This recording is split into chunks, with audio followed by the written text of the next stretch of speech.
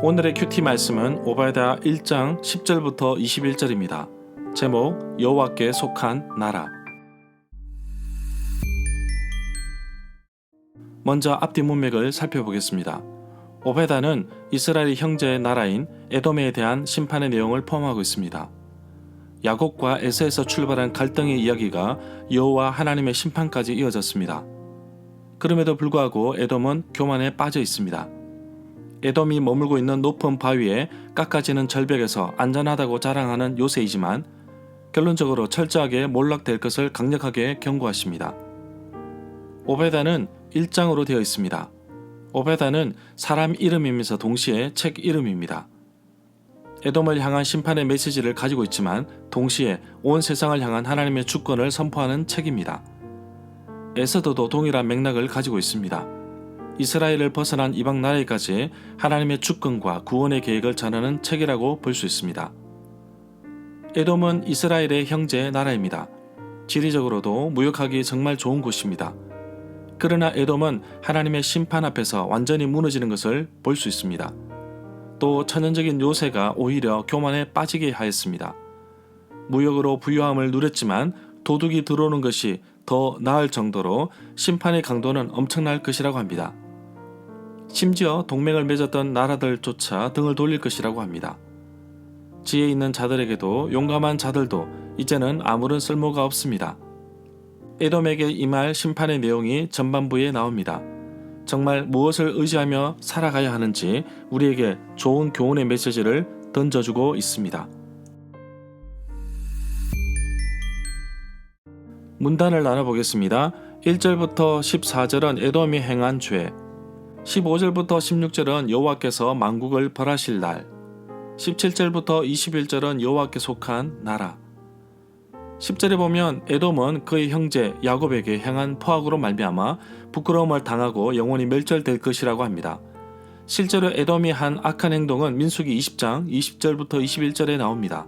이스라엘 백성들이 출애굽해서 가나안 땅으로 가는 도중에 에돔 땅을 통과하여 지나가고자 하였으나 에돔 왕이 허락하지 않았습니다.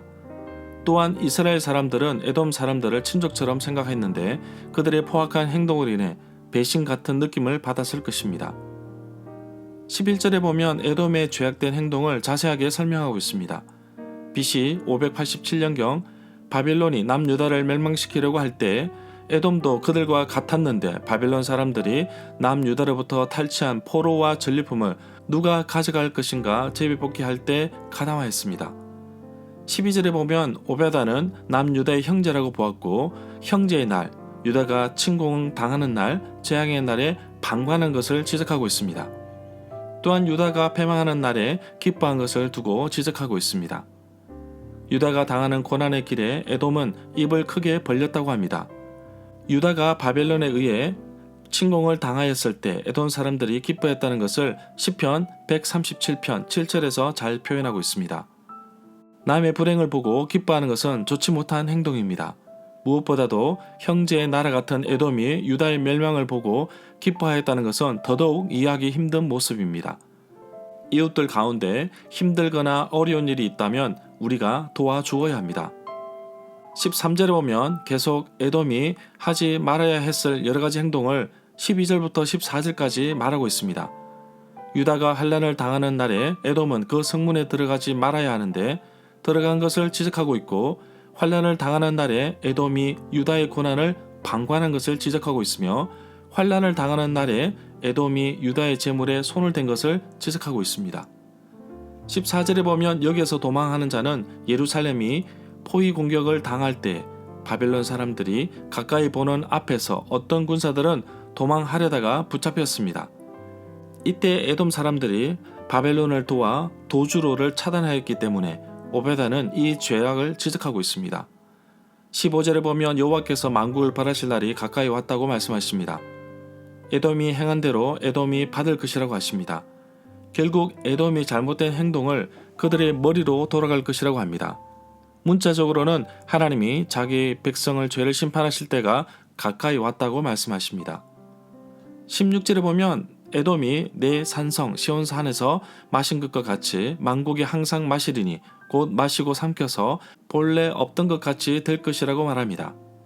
유다 사람들에게는 이들이 지난 심판에 쓴 잔을 마셨듯이 다른 민족들도 그 잔을 거듭 항상 마셔 마침내 완전히 망해버릴 것이라고 말씀하십니다.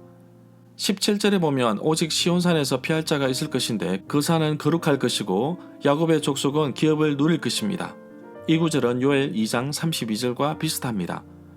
18절에 보면 야곱의 족속과 요셉의 족속은 각각 유다 사람들과 이스라엘 사람들을 가리킵니다.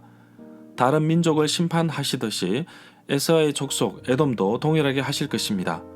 결국 심판의 대상인 에돔에게는 남은 자가 없을 정도로 심판이 임하였습니다. 19절에 보면 그들이 네겝에서 에서의 상과 평지와 블레셋을 얻을 것이라고 합니다. 또 에브라임과 사마리아의 들과 베냐민은 길르앗을 얻을 것이라고 합니다. BC 587년 예루살렘이 함락된 이후에 에돔에게는 이른 남쪽 지역 영토를 유다가 다시 소유할 것이라고 합니다. 20절에 보면 사로잡혔던 이스라엘 많은 자손은 가나안 사람들에게 속한 이 땅을 사르밧까지 얻을 것이라고 합니다. 또 예루살렘에서 사로잡혔던 자들이 곧 스바랏에 있는 자들은 네겝 성읍을 얻을 것이라고 합니다. 이 구절에서 가나안 사람들에게 속한 이 땅이라는 의미는 페니키아, 팔레스틴 북부 지중해 해안을 가리킵니다. 사르밧은 페니키아 도시로서 두루와 시돈 사이이며 스라밧은 사르디스, 사대로 지금 튀르키예 서부에 있는 한 도시입니다. 21절에 보면 구원받은 자들이 시온산에서 올라와서 에세의 산을 심판할 것이라고 합니다. 나라가 여호와께 속하였습니다. 나라는 여호와의 것이며 여호와는 모든 나라의 주제이십니다. 절마다 상세한 설명과 구절에서 그리고 핵심 내용과 중심 줄거리는 네이버 블로그에 올려져 있습니다. 내게 주시는 교훈입니다. 본래 야곱과 에서에서 출발한 이스라엘과 에돔은 한 형제 나라임에도 불구하고 여전히 원망과 미움에 대한 생각이 가득 차 있었고 에돔은 하나님의 백성 이스라엘이 위기에 처해 있을 때 도리어 그것이 기쁨으로 받아들였습니다. 에서의 후손 에돔의 잘못된 복수심을 하나님은 징계하고 계십니다. 본래 하나님께서 야곱을 선택하셨는데 에서는 이것을 못마땅하게 생각하는 것이 후손들에게까지 영향을 미쳤나 봅니다. 분명한 것은 하나님의 생각은 나의 생각과 다르다는 것입니다. 내 생각과 하나님의 생각이 부딪히기도 하고 때로는 달라서 마음 아리도 합니다. 여기서 내가 할 수 있는 것은 하나님의 생각은 나의 생각보다 앞서고 내가 가장 좋은, 가장 알맞은 길로 인도하신다는 것입니다. 이 사실을 잊어서는 안 됩니다. 그래서 내가 할 일은 온전히 하나님만 신뢰하고 의지하며 살아가는 것입니다. 에돔이 해야 할 일은 어려움을 당하고 있는 형제 나라 이스라엘, 유다를 돕는 것입니다. 방관하거나 망한 것을 기쁨으로 여기지 않고 자신의 이득을 위해 취한 것은 잘못된 행동입니다. 교회 공동체 속에서, 사회 공동체 속에서 내 주위에 어려움에 빠진 사람들을 보고서도 그냥 지나쳐버리면 누가복음 10장에 나오는 선한 사마리아인 비유에서 제사장이나 레위인과 다름이 없습니다.